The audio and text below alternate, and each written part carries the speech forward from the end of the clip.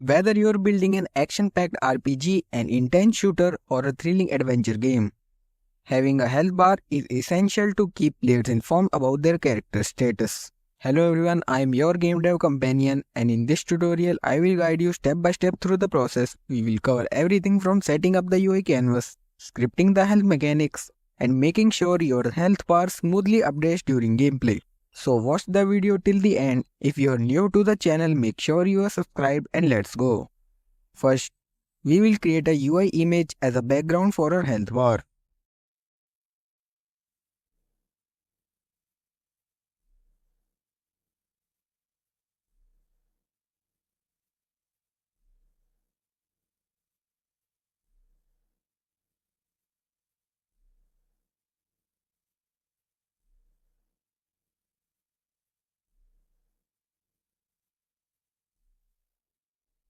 Duplicate this image and scale it to the actual size of the health bar.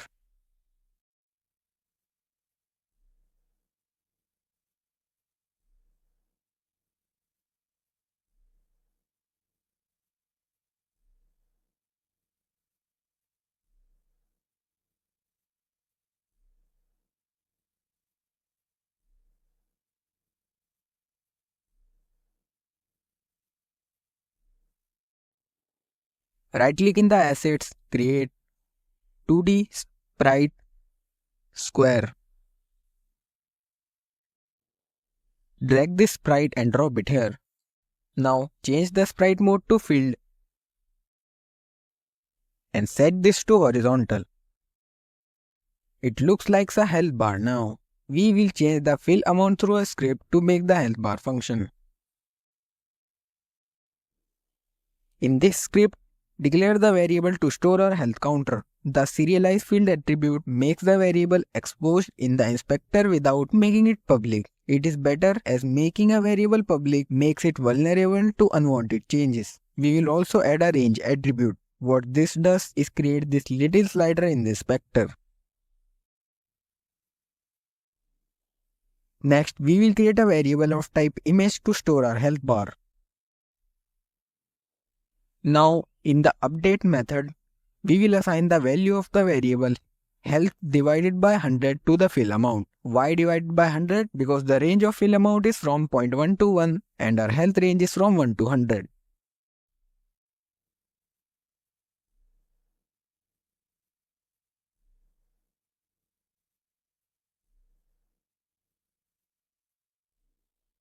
Now press play and see. Our health bar reacts to the actual health. Let's create two functions, increase health and decrease health, to damage or heal, with the amount of health loss or gained as a parameter.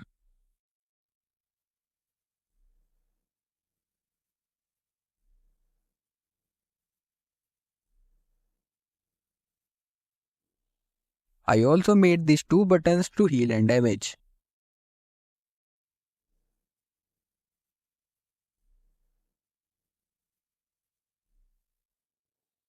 As you can see, they work perfectly, but they seem a little bit clunky. They are not smooth, so let's make them. Head back to the script and look here, we are directly passing the health value without any smoothing. For smoothing, we will use the math.lerp method. It lerps between two values as first two arguments and the last argument is for the rate of lerping, meaning how fast or slow is the smoothing applied.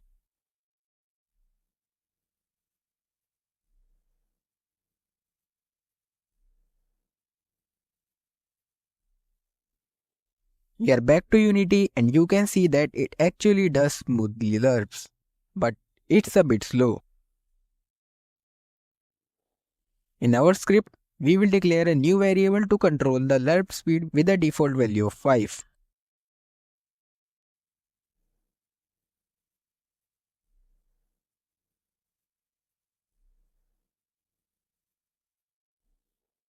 A lot better now.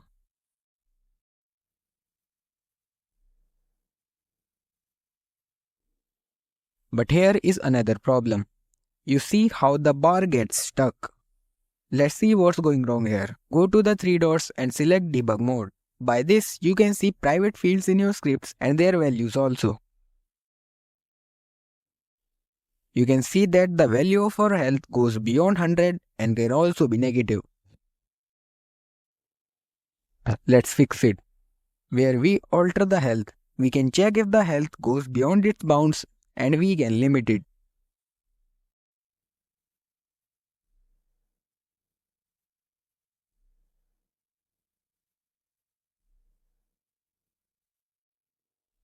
Now press play and see, it works perfect. That's a fully functional health bar.